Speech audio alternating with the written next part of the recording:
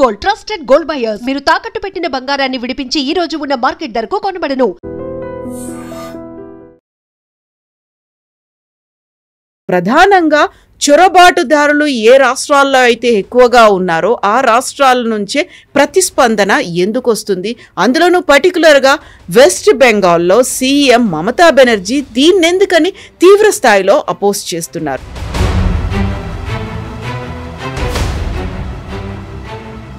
Mamata Banerjee letter రాయడం అనేది ఒక భయోత్పాతాన్ని మీరు కలిగిస్తున్నారు, ఒక అరాచకాన్ని సృష్టించే ప్రయత్నం చేస్తున్నారు, ఎస్ఐఆర్ని ఆపేయండి అనే మాట. హకీంపూర్ అని చెప్పి వెస్ట్ బెంగాల్ 24 పర్గనాస్ డిస్ట్రిక్ట్లో బిఎస్ఎఫ్ బార్డర్ దగ్గర వెళ్ళండి. రోజుకి 500 నుంచి 2000 మంది వచ్చి ఆటోలో గీటోలు వచ్చి అన్ని సామానాన్ని తీసుకొచ్చి అక్కడ బార్డర్ క్రాసింగ్ దగ్గర వెయిట్ చేస్తున్నారు. అలా ఆల్ అస్సాం స్టూడెంట్స్ యూనియన్ అని చెప్పి అక్కడ పెద్ద అజిటేషన్ జరిగింది అగేన్స్ట్ బంగ్లాదేశీ ఇమిగ్రెంట్స్ అస్సాంకి వచ్చిన దానికి, especially north Assam bordering Bangladesh. వీళ్ళని ఇక్కడ నుంచి పంపించేసేయండి అని చెప్పి పెద్ద అజిటేషన్ జరిగింది. దాని తర్వాత రాజీవ్ గాంధీ వీళ్ళు ఇప్పుడు కూడా ఆ బార్డర్లో కూర్చున్న వాళ్ళందరూ చాలా అంటున్నాం మా ఆధార్ ఏ కాగితాలు లేవు. కొంతమంది అని చెప్పినట్లు ఓటర్ ఐడి కార్డు ఉంది, కొంతమంది ఆధార్ కార్డు తెచ్చుకున్నాం, విచ్ ఇస్ ఫేక్. ఇప్పుడు మన బార్డర్ గార్డ్స్ బిఎస్ఎఫ్ ఏం చేస్తున్నారంటే వీళ్ళందరినీ ఫింగర్ ప్రింట్స్ చేస్తున్నారు. మీరు ఫేక్ డాక్యుమెంట్స్ తీసుకొని ఇండియాలో ఎంటర్ అయ్యారంటే మీకు 10 సంవత్సరాల jail and immediate expulsion after that. బలవంతంగా, ప్రమాదకరంగా, అరాచకంగా వాళ్ళు వ్యవహరిస్తున్నారు అనే దాంతో పాటుగా ప్రాపర్గా ట్రైన్ అవ్వకుండా వచ్చిన వాళ్ళు చేస్తున్నారు కాబట్టి టేక్ సమ్ టైం, ఆ తర్వాత మనం చేద్దాము అనే మాట లెటర్ రూపంలో చెప్పాను తప్ప. మీరు ఎందుకు భయపడుతున్నారు?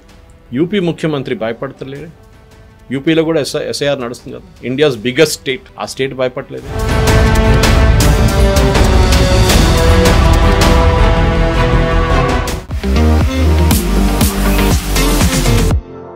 నమస్తే, నేను Kavitha. Welcome to I dream news and నిజాలు. ఓటర్ జాబితాను క్రమబద్ధీకరించడంతో పాటుగా అందులో అవకతవకల్ని నిరోధించడానికి కేంద్ర ప్రభుత్వం స్పెషల్ ఇంటెన్సివ్ రివిజన్ ని చేపట్టింది. దీనిపై కొన్ని రాష్ట్రాలు మాత్రం తమ వ్యతిరేకతని చూపిస్తున్నాయి, ఆందోళనలు కూడా చేస్తున్నాయి. అందులో ప్రధానంగా చొరబాటుదారులు ఏ రాష్ట్రాల్లో అయితే ఎక్కువగా ఉన్నారో ఆ రాష్ట్రాల నుంచే ప్రతిస్పందన ఎందుకు వస్తుంది? అందులోనూ పర్టికులర్గా వెస్ట్ బెంగాల్లో సీఎం మమతా బెనర్జీ దీన్నెందుకని తీవ్ర స్థాయిలో అపోజ్ చేస్తున్నారు. మనతో పాటుగా ఉన్నారు సీనియర్ జర్నలిస్ట్ సురేష్ కొచాతిల్ గారు. సార్ నమస్తే. నమస్తే. సో స్పెషల్ ఇంటెన్సివ్ రివిజన్ వస్తోంది అనగానే కేరళ గురించి మనం విన్నాము, ఆ తర్వాత వెస్ట్ బెంగాల్, తమిళనాడు, వీటన్నిటిలో ప్రధానంగా వెస్ట్ బెంగాల్లో అంత తీవ్ర స్థాయిలో ప్రొటెస్ట్.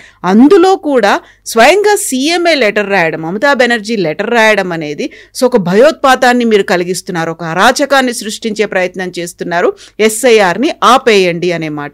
ఎందుకలా? దాని ఎందుకు అనేది ఆన్సర్ మీకు హకీంపూర్ అని చెప్పి వెస్ట్ బెంగాల్ 24 పర్గనాస్ డిస్ట్రిక్ట్లో బిఎస్ఎఫ్ బార్డర్ దగ్గర వెళ్ళండి.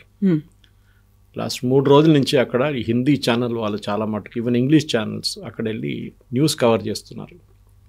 రోజుకి 500 నుంచి 2000 మంది వచ్చి ఆటోలో గీటోలు వచ్చి అన్ని సామానాన్ని తీసుకొచ్చి అక్కడ బార్డర్ క్రాసింగ్ దగ్గర వెయిట్ చేస్తున్నారు బంగ్లాదేశ్కి వెళ్ళడానికి. చాలా మంది దాంట్లో ఇంటర్వ్యూ చేశారు వాళ్ళు, ఛానల్ వాళ్ళు, యూట్యూబ్లో మీరు చూసుకోవచ్చు.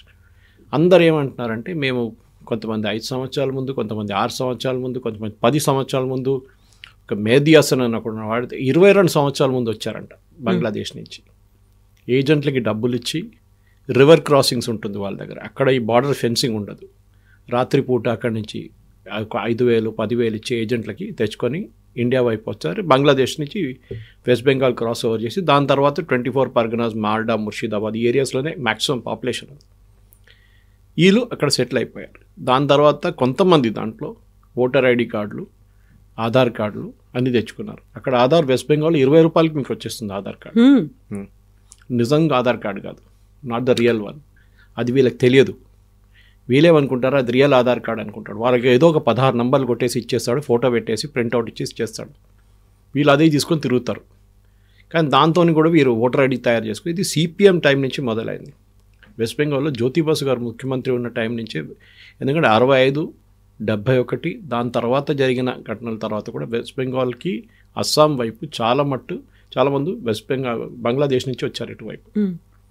దాంట్లో మహతా కమ్యూనిటీ అని ఒకటి ఉంది, MAHUTA, మౌతా MAUTA అని కూడా చెప్తారు వాళ్ళు ఒక SC community, Hindu SC community. వాళ్ళు కూడా వచ్చారు అదే టైంలో, కానీ వాళ్ళు వెస్ట్ బెంగాల్ సెటిల్ అయ్యాక వాళ్ళకి ఇవ్వాలి దాకా సిటిజన్షిప్ ఇవ్వలేదు. ఇప్పుడు ప్రాసెస్ స్టార్ట్ చేశారు. వాళ్ళు ఒక పర్టికులర్ రిలీజియస్ ఫాలోవర్ కమ్యూనిటీ నుంచి వస్తారు. సో ఠాకూర్ అని చెప్పి ఆయన 19th century ఫిలాసఫర్. ఆయన మన వీరశైట్స్ కర్ణాటక వైపు ఉన్నట్లనే లింగాయత్ ఒక్కలిగా కమ్యూనిటీ లాగా వాళ్ళు కూడా ఒక సపరేట్ రిలీజన్ అని చెప్తారు వాళ్ళు. ఎనీవే వాళ్ళని పక్కన పెడదాం. ఈ మెయిన్లీ ముస్లిమ్స్ వెస్ట్ బెంగాల్ వైపు, అస్సాం వైపు వెళ్ళినప్పుడు అస్సాంలో పెద్ద ప్రాబ్లం జరిగింది. మీకు గుర్తుంటుంది, ప్రఫుల్ల కుమార్ మహంతా టైంలో వాళ్ళు ఆల్ అస్సాం స్టూడెంట్స్ యూనియన్ అని చెప్పి అక్కడ పెద్ద అజిటేషన్ జరిగింది అగేన్స్ట్ బంగ్లాదేశీ ఇమిగ్రెంట్స్ అస్సాంకి వచ్చిన దానికి, especially north Assam bordering Bangladesh. వీళ్ళని ఇక్కడ నుంచి పంపించేసేయండి అని చెప్పి పెద్ద అజిటేషన్ జరిగింది. దాని తర్వాత రాజీవ్ గాంధీ ఆల్ అస్సాం స్టూడెంట్స్ యూనియన్తో నాకు అగ్రిమెంట్ సైన్ చేశారు, national register of citizens implement చేస్తాం, అక్కడున్న ఎవరెవరు వచ్చారు బంగ్లాదేశ్ని అందరినీ పంపించేస్తాం ఇక్కడి నుంచి అని చెప్పి.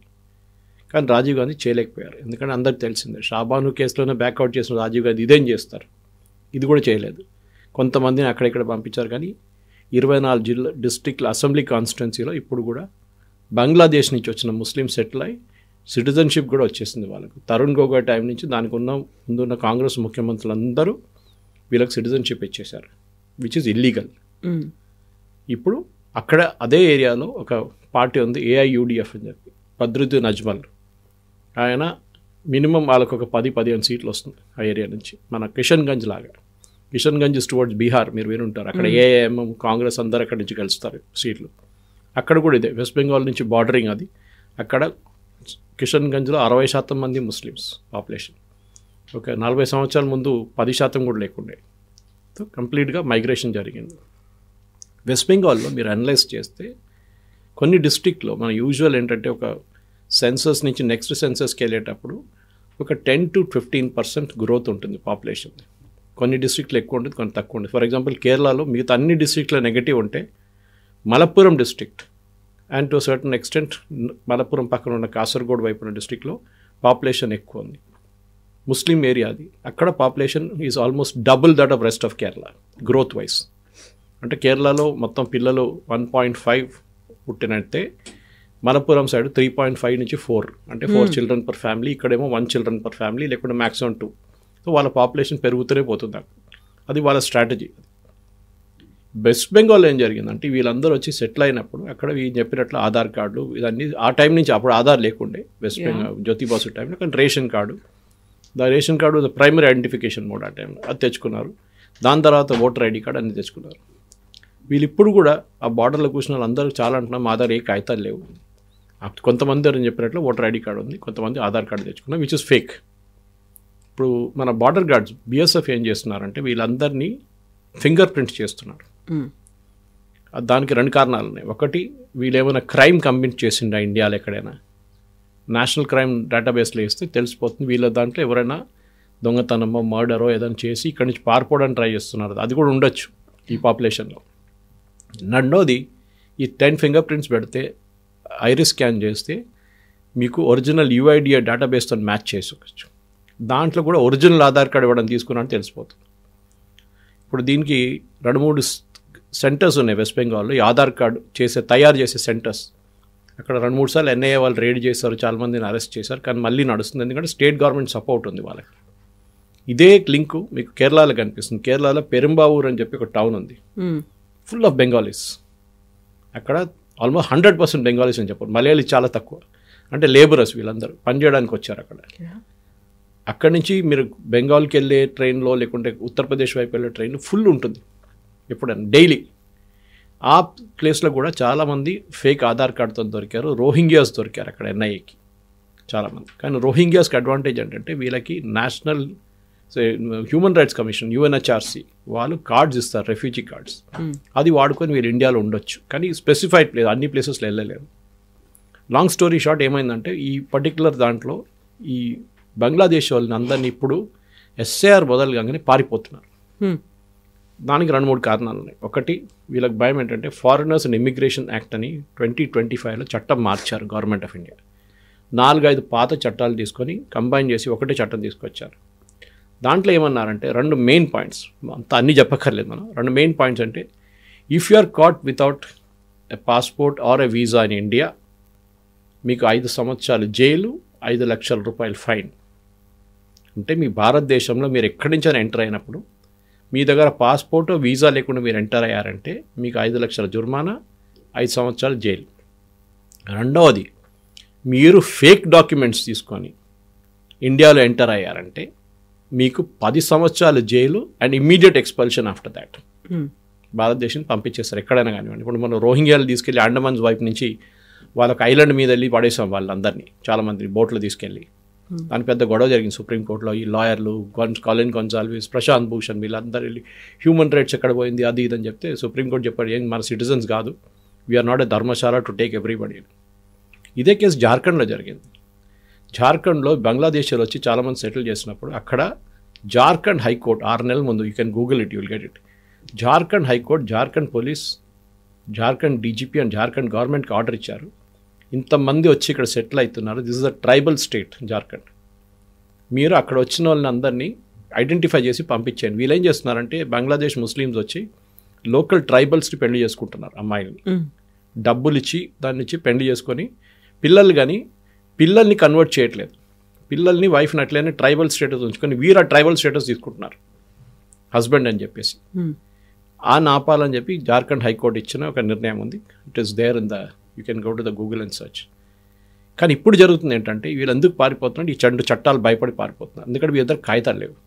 దీనికి ఒక బ్యాక్ స్టోరీ ఇంకోటి ఉంది కవిత గారు. ఈ ఎస్ఐఆర్ ప్రాసెస్ గురించి మమతా బెనర్జీ, పినరాయి విజయన్, స్టాలిన్ ఎందుకు భయపడుతున్నారంటే వాళ్ళ కోర్ ఓటర్ బేస్ అది.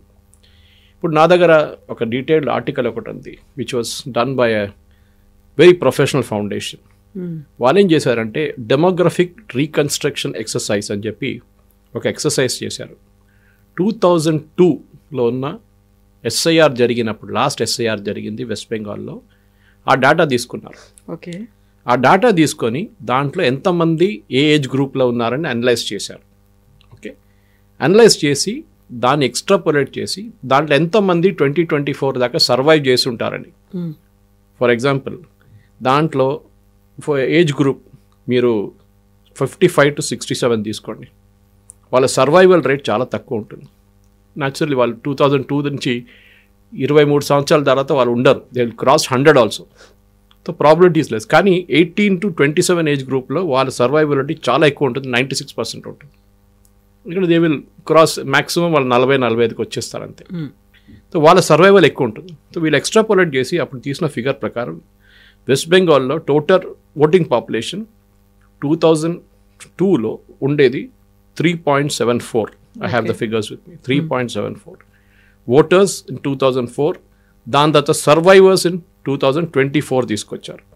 దీన్ని ఎక్స్ట్రాపోలేట్ చేసి వీళ్ళు ఏం చేశారంటే నెక్స్ట్ లెవెల్ తీసుకొచ్చినప్పుడు ఒరిజినల్ ఓటర్ బేస్ 4.74 నుంచి 2024కి వచ్చేటప్పుడు 88+ క్రాస్ చేసిన వాళ్ళని తీసేసారు లిస్ట్ నుంచి, సర్వైవబిలిటీ తక్కువ ఉంటుందని చెప్పి 3.74 ఓటర్స్ యాక్చువల్లీ ఉండాలి. ఓకే, దాని తర్వాత ఏం చేశారంటే పాపులేషన్ 86 నుంచి 2006 పాపులేషన్ బేసిస్ తీసుకున్నారు సెన్సస్ ప్రకారం. ఆ డేటా దీనికి యాడ్ చేశారు. యాడ్ చేసి క్యాల్కులేట్ చేస్తే టోటలీ వెస్ట్ బెంగాల్లో ఉండాల్సిన ఓటర్లు ఈజ్ అబౌట్ 6.3 crores. కానీ ఇప్పుడున్నది 7.6 crores. 1.3 crore ఎక్కువ ఉన్నారు. మినిమం మీరు ఒక ఎర్రర్ పర్సంటేజ్ తీసేస్తే కూడా 1.04 crores ఓటర్స్ ఎక్సెస్గా ఉన్నారు.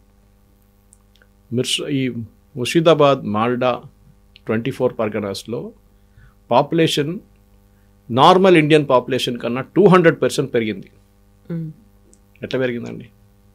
సో ఈ 2002 ఈ ఎస్ఐఆర్ది అడ్వాంటేజ్ ఏంటంటే, ఆ డిసడ్వాంటేజ్ ఏంటంటే వీళ్ళ కోసం 2002లో సపోజ్ మీరు ఆ టైంలో 6 సంవత్సరాలుగా ఉన్నారు ఏజ్ మీది, you cannot be a voter. ఆ టైంలో 21 ఉండే ఓటర్ ఏజ్, ఇప్పుడు 18 చేశారు. సో 21 ఓటర్ ఏజ్ మీరు లేరు, అప్పుడు 5 years ఉన్నారు మీరు, మీ అమ్మగారు నాన్నగారు ఉన్నారు. మీరు అక్కడి నుంచి 2025కి వచ్చేటప్పుడు మీరు ఎలిజిబుల్ అయిపోయారు. 23 సంవత్సరాల కన్నా ముందే మీరు ఎలిజిబుల్ అయిపోయి ఉంటారు. పాసిబ్లీ 2019 ఎలక్షన్స్లో మీరు ఎలిజిబుల్ అయిపోయారు 18 years. వీళ్ళేం అడుగుతున్నారంటే 2002 డేటాబేస్ నుంచి వర్క్ చేస్తున్నారు. దానికే మమతా బెనర్జీ, పినరాయి, స్టాలిన్ అందరూ అబ్జెక్ట్ చేస్తున్నారు. మీరు 2024లో ఎలక్షన్ జరిగింది కదా లోక్సభ, మీరు ఆ డేటా తీసుకోవచ్చు కదా ఎలక్షన్లో, ఆ రోల్స్ తీసుకోవచ్చు. దాంట్లో మొత్తం తప్పులు ఉన్నాయి. ఈ 64 లక్షల మంది బీహార్లో ఎట్లా తీసేశారో అదే. దాంట్లో ఓన్లీ 1000 మంది వచ్చి అబ్జెక్ట్ చేశారు, మిగతా ఎవ్వరు అబ్జెక్ట్ చేయలేదు. Dead voters, duplicate voters and permanently migrated voters. So ఈ డేటాలో కూడా చాలా మటుకు పర్మనెంట్లీ మైగ్రేటెడ్ ఓటర్స్ని తీసేశారు వీళ్ళు. కానీ వెస్ట్ బెంగాల్ ఇప్పుడు జరుగుతున్న ఏంటంటే ఈ 1.04 crore ఓటర్స్ ఉన్నారు చూడండి, వాళ్ళే ఇప్పుడు పారిపోతున్నారు. దాంట్లో మొత్తం 1.04 వెళ్ళారు, ఎందుకంటే చాలామంది అక్కడి నుంచి మిగతా స్టేట్స్కి వెళ్ళారు. ఈ నిన్న ఇంటర్వ్యూ చేసిన ఇద్దరు హిందీ ఛానల్ చూసిన దాంట్లో వాళ్ళు హైదరాబాద్లో పనిచేశారంట దానికన్నా ముందు వచ్చి. ఎవరు తప్పు ఇక్కడ? మమతా బెనర్జీ ఏమంటున్నారు, అమిత్ షా కిందే కదా బీఎస్ఎఫ్ పనిచేస్తున్నారు, వీళ్ళు భారతదేశంలో ఎట్లా దూరిపోయారు? 2014 తర్వాతే కదా, దానికన్నా ముందు ఏం జరిగింది అదే అడగవచ్చు. సరే 2014 తర్వాత జరిగింది కూడా Amit Shah is responsible, no doubt about it. కానీ BSF was essentially corrupt body అప్పుడు ఆ టైంలో. ఇప్పుడు చాలా మటుకు క్లీనప్ చేశారు వాళ్ళు బీఎస్ఎఫ్ని. పర్మనెంట్ పోస్టింగ్ కూడా వాళ్ళు ట్విస్ట్ చేసి వాళ్ళు ఇమీడియట్ ట్రాన్స్ఫర్ చేస్తున్నారు, ఎక్కువ రోజులు అక్కడ ఉండకుండా.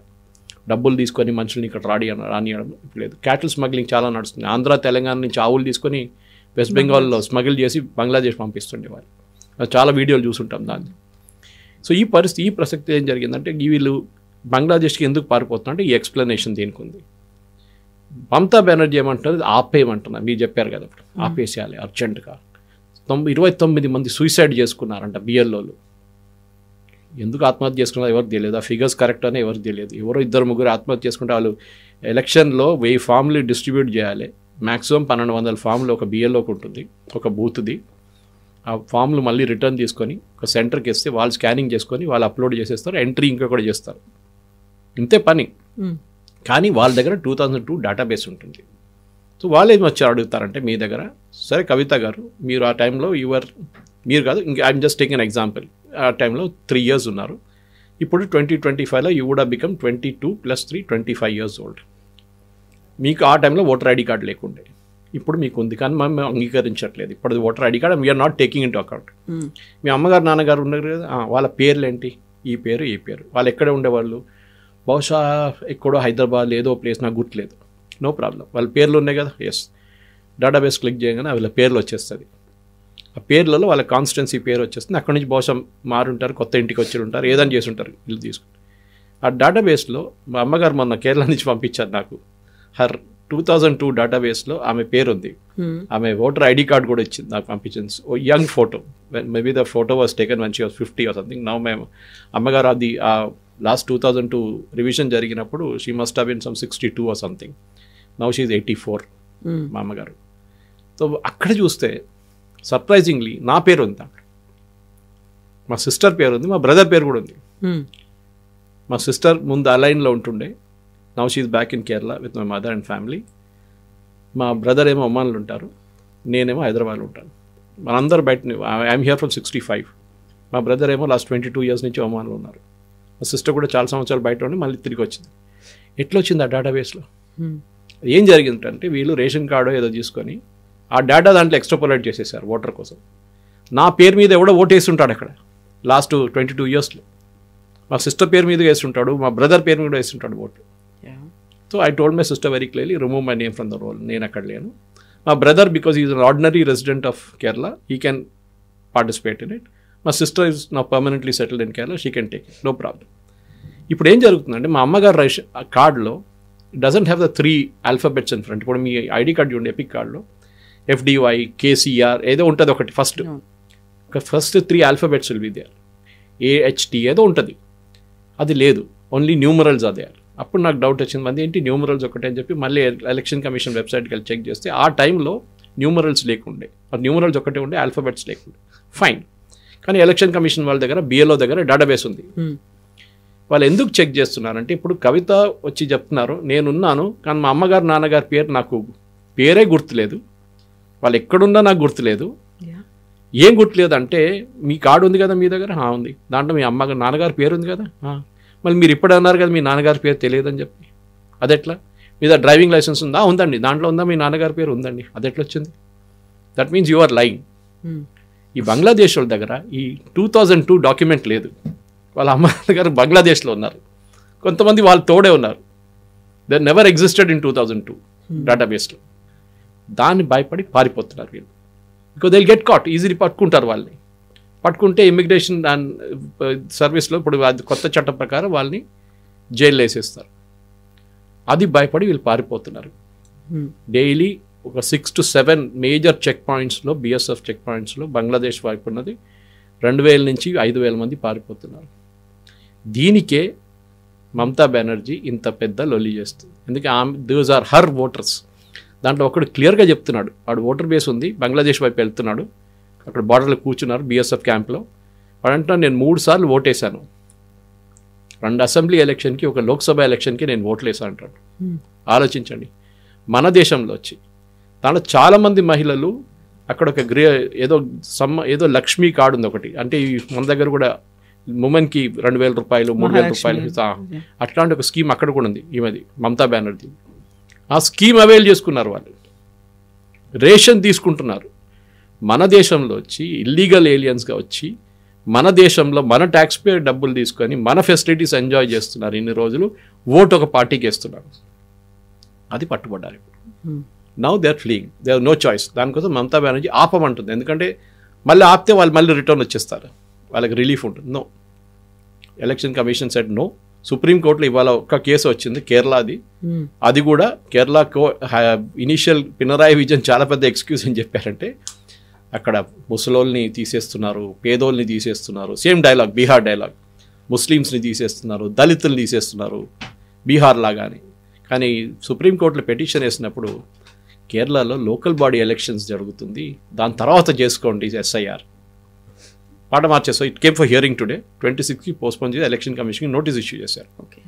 స్టాలిన్ కూడా ఇదే పాట పాడారు. అక్కడ ఆల్ పార్టీ మీటింగ్ పెట్టి ఇది దళితులు అది ఇదని చెప్పారు.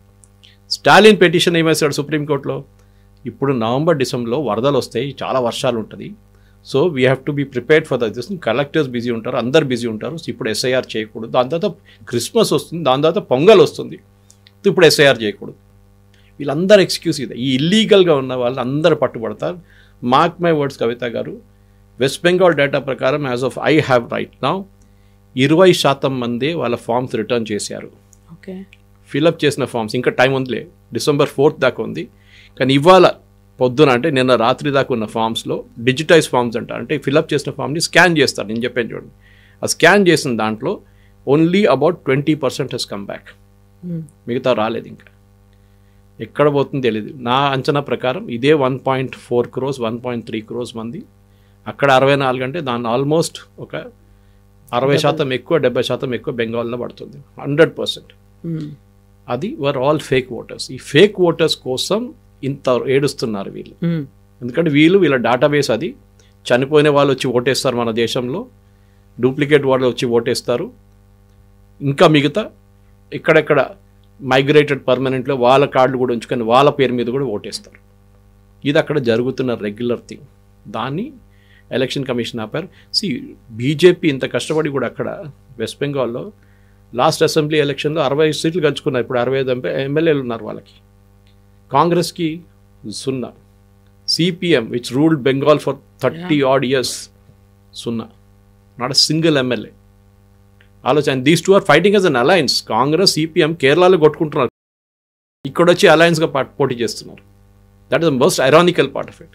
సరే, అది వాళ్ళ పొలిటికల్ బిలీఫ్స్ వాళ్ళది ఉండొచ్చు ఏదైనా, కానీ ఇది ఈ బంగ్లాదేశ్ని భారతదేశం నుంచి మొత్తం, అది వెస్ట్ బెంగాల్ ఒక్కటే కాదు, కొంతమంది అక్కడి నుంచి పారిపోయి ఉంటారు, తెలంగాణకు వచ్చి ఉంటారు ఫర్ ఎగ్జాంపుల్. ఎందుకంటే ఇక్కడ ఎస్ఐఆర్ లేదు కదా, ఎప్పుడు ఇక్కడ ఎస్ఐఆర్ వచ్చినప్పుడు చూసుకుందాం అని చెప్పి ఇక్కడి నుంచి పారిపోయారు చాలామంది ఉంటారు. ఇక్కడ కూడా అది బిల్డర్స్ ఉండొచ్చు, లేకుంటే ఫార్మా కంపెనీ కన్స్ట్రక్షన్ సైట్స్ ఉండొచ్చు, ఏదైనా ఉండొచ్చు. అక్కడ దే హ్యావ్ టు 100% ఇక్కడున్న పోలీస్ స్టేషన్స్లో రిజిస్టర్ చేయమని చెప్పాలి వాళ్ళు. వాళ్ళ ఆధార్ కార్డో వాళ్ళ ఏ ప్రూఫ్ ఉందో అది తీసుకురండి, వచ్చి రిజిస్టర్ చేయండి. ఇక్కడున్న కాంట్రాక్టర్స్ కానీ ఇక్కడున్న builders owners is on them. In fact ఈ కేసులో ఇప్పుడు బంగ్లాదేశ్కి పంపిస్తున్న వాళ్ళు ల్యాండ్ లార్డ్స్ పంపిస్తున్నారంట. There is one guy who's quoted, Waseem Sheikh అని చెప్పి 18,000 రెంట్ తీసుకుంటారంట 6 మంది దగ్గర. 6 బంగ్లాదేశ్ వాళ్ళ ఒక ఇచ్చిన పెద్ద రూమ్లో ఉంటుండే 18,000 రూపీస్ రెంట్ తీసుకుంటారు. కానీ మొన్న లాస్ట్ వీక్ ఎస్ఐఆర్ వాళ్ళు వచ్చినప్పుడు వీళ్ళందరినీ పారిపోమని చెప్పి ఖాళీ చేసి పంపించేశారంట. అందుకే ఆయన మీద కేసు పడుతుందని భయపడి ఇల్లీగల్ ఏలియన్స్ని పెట్టుకున్నారని చెప్పి. ఇక్కడ కూడా అదే ప్రాబ్లం రాబోతుంది. కన్స్ట్రక్షన్ సైట్స్ కానీ మిగతా బిల్డింగ్ సైట్స్లో కానీ ఎక్కడైనా కానీ మీరు ఇల్లీగల్గా ఎవరైనా అపాయింట్ చేస్తే అది మీ మీద వచ్చి పడుతున్న తర్వాత నాకు తెలియదు వీడు ఎక్కడి నుంచి వచ్చి ఉండదు, ఎందుకంటే వాడు రేపు దొంగతనం చేసో మర్డర్ చేసో ఏదైనా ఉంటే అది మీ మీద వస్తుంది as a response, because you are taking this fellow in your job అనమాట. అది సో ఈ బంగ్లాదేశ్ థింగ్ ఇంకొక 10 రోజులు కూడా చూద్దాం, ఇంకా ఇంక్రీజ్ అవుతుంది. ఇప్పుడు రోజుకి 2,500 మంది ఒక్కొక్క బార్డర్ క్రాసింగ్ దగ్గర వస్తున్నారు. వాళ్ళని ఫింగర్ ప్రింట్ చేసి ఐరిస్ స్కాన్ తీసుకొని వాళ్ళ డీటెయిల్స్ మొత్తం తీసుకొని బంగ్లాదేశ్ రైఫిల్ అప్పగిస్తున్నారు. వాళ్ళు ఆనెస్ట్గా మంచిగా ట్రీట్ చేస్తున్నారు. వాళ్ళు బండ్లో తీసుకొని అటువైపు విడిసేస్తున్నారు, బార్డర్ వైపు వాళ్ళు చూసుకుంటున్నారు అక్కడి నుంచి. ఇది it is a revolution for us why Mamata Banerjee is worried. ఆమె ఎంత పెద్ద ఏడుపు ఎందుకని దీని నుంచి చాలా క్లియర్గా తెలిసిపోతుంది కవిత గారు. కాకపోతే తను రాసినటువంటి లెటర్ ఎవరైతే ఇప్పుడు ఎస్ఐఆర్ కోసం వెళ్తున్నటువంటి సిబ్బంది దేవర్ నాట్ ప్రాపర్లీ ట్రైన్డ్, బలవంతంగా ప్రమాదకరంగా అరాచకంగా వాళ్ళు వ్యవహరిస్తున్నారు అనే దాంతో పాటుగా ప్రాపర్గా ట్రైన్ అవ్వకుండా వచ్చిన వాళ్ళు చేస్తున్నారు కాబట్టి టేక్ సమ్ టైం, ఆ తర్వాత మనం చేద్దాము అనే మాట లెటర్ రూపంలో చెప్పాను తప్ప అది that is not against SIR అనేటువంటి మాట. మమతా బెనర్జీ ఒక మాట గుర్తుపెట్టుకోవాలి, వీళ్ళందరికీ ట్రైనింగ్ ఇచ్చారు. ట్రైనింగ్ ఇచ్చిన తర్వాత కూడా సపోజ్ మహిళలకి స్పెషల్లీ ఎలక్షన్ కమిషన్ ఏం ఆర్డర్ ఇచ్చారంటే స్టేట్ ఎలక్షన్ కమిషన్కి ఏం చెప్పారు, మహిళలు ఉన్న చోట్ల ఫర్ ఎగ్జాంపుల్ వాళ్ళకి ఇంటికి వెళ్తున్నప్పుడు వాళ్ళకి ఒక సెక్యూరిటీ వైస్ ఉండాలి ఎవరైనా తోడు. సో మెయిల్ మెంబర్ ఒకరు పోవాలని చెప్పి ఇంకొక బిఎల్ఓనో అడిషనల్ బిఎల్ఓనో తోడు పెట్టారు. వాళ్ళు ట్రైనింగ్ ఏం లేదు దీంట్లో, వాళ్ళు బేసిక్లీ డేటాబేస్లో ఉందా లేదా ఆ డీటెయిల్, ఎందుకంటే మీకు ఇచ్చే ఎస్ఐఆర్ ఫామ్లో టాప్ లెఫ్ట్ కార్నర్లో మీ పేరు మీ మొత్తం అడ్రస్ ఉంటుంది అక్కడ as per the original one in 2002 database, పాత రికార్డ్స్లో ఉన్నట్టుగా మీరు మీ నాన్నగారి పేరు ఉంటుంది అక్కడ కావాలంటే ఒక్కొక్కసారి. సో మీరు అక్కడి నుంచి ఫిలప్ చేసుకుంటూ రావాల్సి వస్తుంది. మీ పేరు ఉంటే మీరు 2024 డేటాబేస్ నుంచి చూసుకొని మీరు లింకప్ చేసుకోవచ్చు అక్కడికి. కానీ ఇక్కడ ట్రైనింగ్ అనేది మమతా బెనర్జీ ఏం చెప్పాలంటే మీరు ఒక నెల కూడా ఎక్స్టెండ్ చేయండి, December 4th ఉంది కదా, January 4th దాకా నడవనియండి, ఓకే, December 4th స్టాప్ చేయకండి. అదే ఎలక్షన్ కమిషన్ అగ్రీ. బీహార్ కేసులో అదే జరిగింది కదా, ఎక్స్ట్రా 10 రోజులు ఇచ్చారు. సుప్రీంకోర్టు చెప్పారు ఇంకా 10 రోజులు ఇవ్వండి వాళ్ళకి, కొంతమంది ఇంకా అప్లై చేస్తారేమో, ఎవడు అప్లై చేయలేదు, 10,000 మంది కూడా అప్లై చేయలేదు కొత్తగా ఆ 10 days గ్యాప్లో. ఇవ్వాల్సిన వాళ్ళు అందరు ఇచ్చేస్తారు, ఎందుకంటే వాళ్ళందరికీ ఓట్లు కావాలి దానికోసం. అండ్ ఇప్పుడు ఏమైపోయిందంటే even your voter ID card is become an identification document. Aadhaar అనేది సుప్రీంకోర్టు జడ్జ్మెంట్ ప్రకారం యుఐఐడిఏ కాన్సెప్ట్ ప్రకారం is not a citizenship document. Aadhaar ఎప్పుడు చెప్పట్లేదు ఆ ఫోటో ఉన్న మనిషి ఆ పేరుతో ఉన్న మనిషి ఇండియన్ సిటిజన్ అని ఎక్కడ చెప్పట్లేదు. Even an NRI can get an Aadhaar, OCI card ఉన్న వాళ్ళు కూడా ఆధార్ తీసుకోవచ్చు మన దేశంలో. అది కాకుండా ఇల్లీగల్ వాళ్ళు బంగ్లాదేశ్ నుంచి ఆధార్ తీసుకుంటారు. So Aadhaar is not a citizenship document. ఈ ఆర్గ్యుమెంట్ సుప్రీంకోర్టులో మన బీహార్ కేసు జరిగినప్పుడు 12th డాక్యుమెంట్ 11 డాక్యుమెంట్స్ అడిగారు. మీరు కిసాన్ పత్ర, మీ ఏం చెప్తారు పాస్పోర్ట్, ఇట్లాంటి ఏదో 12 డాక్యుమెంట్ సబ్మిట్ చేస్తే చాలు మీరు మీ ఐడెంటిటీ ప్రూవ్ చేయడానికి, మీ రెసిడెన్షియల్ ప్రూఫ్ కూడా దానికి. కానీ అది ఏం లేకుండా ఏం చేయాలి, అందరి దగ్గర ఉండదు కదా పాస్పోర్ట్, అందరి దగ్గర ఉండదు కదా కిసాన్ పత్ర అంటే సుప్రీంకోర్టు ఏం చెప్పారు, election commission you take the Aadhaar also. But election commission చాలా క్లియర్గా ఏం చెప్పారంటే, ద్వివేది అని చెప్పి ఎలక్షన్ కమిషన్ అడ్వకేట్ ఏం చెప్పారంటే, మేము ఆధార్ తీసుకుంటాం కానీ that is not a proof of సిటిజన్షిప్. రేపాడు వచ్చి చెప్పకూడదు నాకు ఆధార్ తీసుకున్నారు so I'm now a citizen of India అని. సారీ, ఆధార్తో సహా మీరు ఇంకా డాక్యుమెంట్ సబ్మిట్ చేయాల్సి వస్తుంది. As an individual you are address తీసుకురండి, మీ బ్యాంక్ స్టేట్మెంట్ కానీ మిగతా ఏదైనా ఉంటే అది తీసుకురండి మీరు, అప్పుడు మేము చెక్ చేస్తాం దాన్ని, మీ ఇంటికి వస్తాం, మీ ఇంటికి వచ్చి చెక్ చేస్తారు బిఎల్లో. సో ఈ మమతా బెనర్జీ ఆర్గ్యుమెంట్ ట్రైనింగ్ లేదు అది లేదు అనేది మొత్తం బంకం. ఆమెకి ఏంటంటే నడవకూడదు, ఇప్పుడు అందుకు ఆపుతున్నారు. ఎందుకు మీరు ఎక్స్టెన్షన్ అడగండి, 15 days నాకు ఎక్స్ట్రా కావాలి, మీరు చేపించట్లేదు కదా, ఎలక్షన్ కమిషన్ చేపిస్తున్నారు. మీ ప్రాబ్లం ఏంటి? మీ స్టేట్ గవర్నమెంట్ ఎంప్లాయీస్ చేస్తున్నారు. కేరళలో కొంతమంది ఒకటి సూసైడ్ చేసుకున్నారు, పెద్ద ఇష్యూ అయింది. 3 రోజులు టెలివిజన్లో డిబేట్ల మీద డిబేట్. లాస్ట్లో వాడిది ఒక ఆడియో క్లిప్ దొరికింది. సూసైడ్ చేసే ముందు ఆడియో క్లిప్ పంపించిండు ఒకటి వాళ్ళ ఫ్రెండ్కి, ఆన్లైన్ చెప్పిండు. అక్కడున్న communist party block level representative వాని మీద ప్రెషర్ పెడుతున్నా అంటే, ఈడేమో కాంగ్రెస్ సింపథైజర్, ఇంతమంది 30 మంది 40 మందిని ఎన్రోల్ చేయి, మేము మొత్తం డీటెయిల్స్ నీకు ఇస్తామంటే వాడు చెప్పినంటే అట్లా చేయకూడదు, నేను వచ్చి ఇన్స్పెక్ట్ చేయాలి, వాళ్ళు ఉండాలి, వాళ్ళు ఉన్నారో లేదని చెక్ చేసుకోవాలి, నేను మొత్తం పెద్ద పద్ధతి ఉంది ఏదంటే అదేం తెలియదు, నువ్వు చేయకపోతే నిన్ను అంతే ఖతం చేసేస్తామని చెప్పినట్టు వాడు వెళ్ళి సూసైడ్ చేసుకున్నాడు. And he was the peon in a local school, but బిఎల్లో.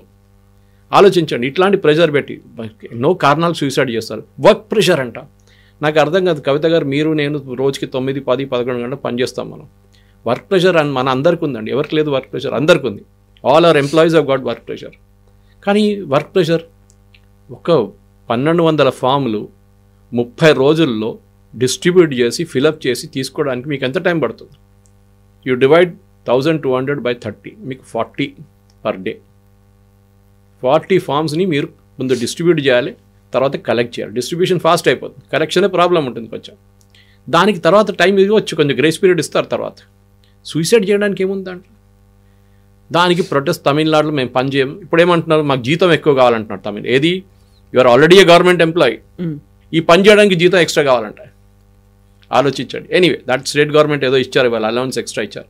కేరళలో యూనియన్స్, వాళ్ళ యూనియన్ వాళ్ళు అంటున్నారు మేము చేయం. So this actually as per rule, Kavitha గారు, ఎలక్షన్ కమిషన్ ఒఫీషియల్స్గా పనిచేస్తున్నారు వీళ్ళు. They are under the official on the election commission. ఈ టైంలో వాళ్ళ పేరు ఒకసారి ఇచ్చేస్తే బిఏలోగా they are election commission official.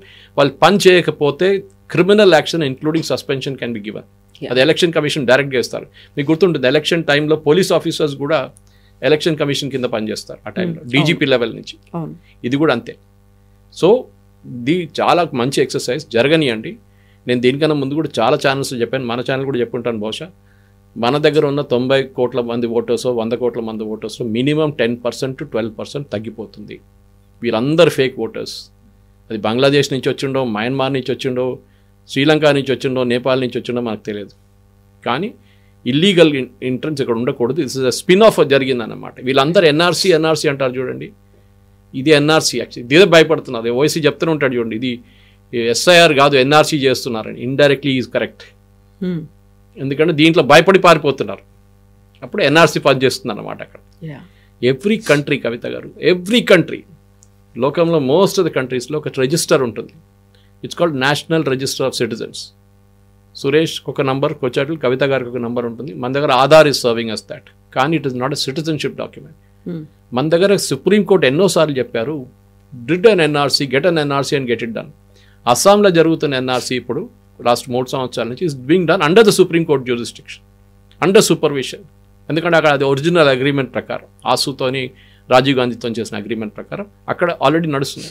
దానికోసం అస్సాంలో ఇప్పుడు ఈ 12 రాష్ట్రాలు యూనియన్ టెరిటరీతోని ఎస్ఐఆర్ పెట్టలేదు వాళ్ళు. తర్వాత ఇప్పుడు ఒక వారం ముందు they announced SR, not SIR, special revision. ఎందుకంటే ఇంటెన్సివ్గా ఎన్ఆర్సీ చేసేసారు అక్కడ ఆల్రెడీ. రెండుని మెర్జ్ చేస్తారు ఇప్పుడు వాళ్ళు. సిటిజన్షిప్ డాక్యుమెంట్స్ తీసుకొస్తారు, ఇటువైపు తీసుకొస్తారు. అక్కడ చాలా మంది అస్సాంలో జైల్లో ఉన్నారు, డిటెన్షన్ సెంటర్స్ అంటారు, జైలు కాదు అది. They are not Indian citizens. వాళ్ళని అక్కడ తీసుకెళ్ళి అక్కడ వేసేసారు. వాళ్ళందరూ బంగ్లాదేశ్ వాళ్ళు, చాలామంది, దాంట్లో కొంతమంది రోహింగ్యాలు ఉన్నారు. వాళ్ళని వాళ్ళ రాష్ట్రాలు తీసుకుంటలేరు. బంగ్లాదేశ్ వాళ్ళ దగ్గర చెప్తే వీళ్ళు మా రోజులు కాదంటున్నారు. చాలా ఈజీ. కానీ వెస్ట్ బెంగాల్ నుంచి వస్తున్నారు వాళ్ళు, ఆటోమేటిక్ చెప్తున్నారు మేమే, we're Bangladeshis, we want to go back. కిదర్ సే హై, జషోర్ సే హై, ఢాకా సే హై, చిటగాంగ్ సే హై అని వాళ్ళే చెప్తున్నారు అక్కడ కూర్చొని క్యాంప్లలో, న్యూస్ ఛానల్స్కి. So it's good exercise. నడవనేయండి. మమతా బెనర్జీకి ఉన్న భయం రాహుల్ గాంధీ కూడా ఉండే. రాహుల్ గాంధీ తెలిసిపోయింది ఏం జరిగింది బీహార్లోనే, అదే భయం వాళ్ళకి మిగతా స్టేట్స్ కూడా ఉంటుంది డెఫినెట్గా. అబ్జెక్ట్ ఏం చేస్తారంటే, అది మీకు ఎవరైనా లిస్ట్ని తీసేస్తే you can easily file a petition. అక్కడ బిఏలోకి ఒక చిన్న లెటర్ ఇస్తే చాలు, నా పేరు తీసేశారండి ఇల్లీగల్గా, ఇది నా పేరు, ఇది నా అమ్మగారి పేరు, నాన్నగారి పేరు అంటే within 1 week they will get it done. Check చేసి, సూపర్వైజ్ చేసి, మీ ఇంటికి వచ్చి చెక్ చేసి మీ లిస్ట్లో మీ పేర్లు ఎక్కిచ్చేస్తారు. సో ఫస్ట్ డెమోగ్రాఫిక్ చేంజెస్ వస్తున్నాయి అనేటువంటి మాటని నరేంద్ర మోదీ అన్నారు పిఎంగా, ఆయన క్యాంపెయినింగ్లో పాల్గొన్నప్పుడు. బట్ ఇన్ఫిల్ట్రేటర్స్ వచ్చారు అనుకున్నప్పుడు ఓన్లీ వెస్ట్ బెంగాల్లో కనిపిస్తున్నారా, అస్సాంలో మాత్రమే కనిపిస్తున్నారా, మిగతా చోట్లకి వెళ్ళట్లేదా, మా మీదే ఎందుకు ఫోకస్ పెడుతున్నారు అనేటువంటి మాట కూడా వస్తుంది కదా అక్కడి నుంచి. మీరు ఎందుకు భయపడుతున్నారు? యూపీ ముఖ్యమంత్రి భయపడతలేరు. యూపీలో కూడా ఎస్ఐఆర్ నడుస్తుంది కదా, ఇండియాస్ బిగ్గెస్ట్ స్టేట్. 80 ఎంపీస్ని పంపిస్తారు వాళ్ళు. అవును, ఆ స్టేట్ భయపడలేదే, వాళ్ళేమనట్లేదే.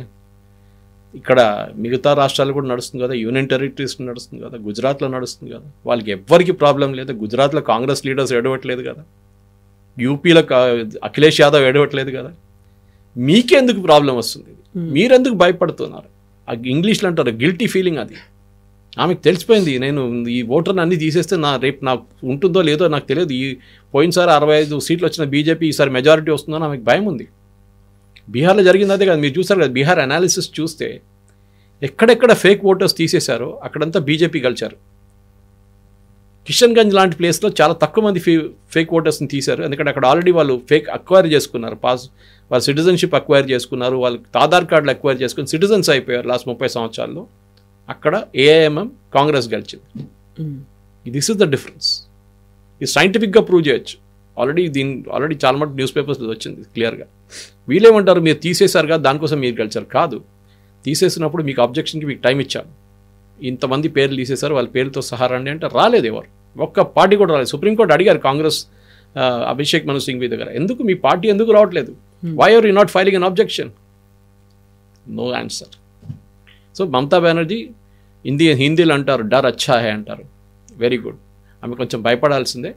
ఈ ఎలక్షన్ కమిషన్ ఆమె ఏ డ్రామా చేస్తే కూడా పట్టించుకోరు, వాళ్ళ పని చేసుకుంటూ పోతారు. Last 2 days deputy election commissioner is there in West Bengal. ఇవాళ కూడా ఉన్నారు ఆయన.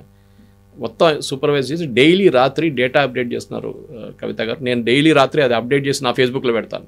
అన్ని 12 states and union territories. ఇప్పుడు అస్సాం కూడా స్టార్ట్ అయింది, 13 అయిపోయింది. Yes sir, thank you so much sir. Thank you. And for more videos, Please subscribe to iDream. Please subscribe to iDream. Please subscribe iDream. And please subscribe to iDream. For more videos, subscribe to iDream. please like, share and subscribe to the channel. Congratulations, iDream. Subscribe to iDream. Subscribe to iDream. So subscribe to iDream Media. iDream ki iDream team andarki huge congratulations. Please subscribe iDream Media. Please subscribe to iDream. Subscribe iDream. Please subscribe to iDream. iDream అంటే నా కళల channel subscribe చేసుకున్న నోరు తిరుగుతలేదు, మీరైతే గంట గుర్తు కొట్టండి. For more such videos, please subscribe to iDream. Subscribe to iDream. Please subscribe to iDream. Please subscribe iDream Media. Please do subscribe to iDream. Please subscribe to iDream Media. For best entertainment and information, please subscribe iDream. And don't forget to subscribe to iDream.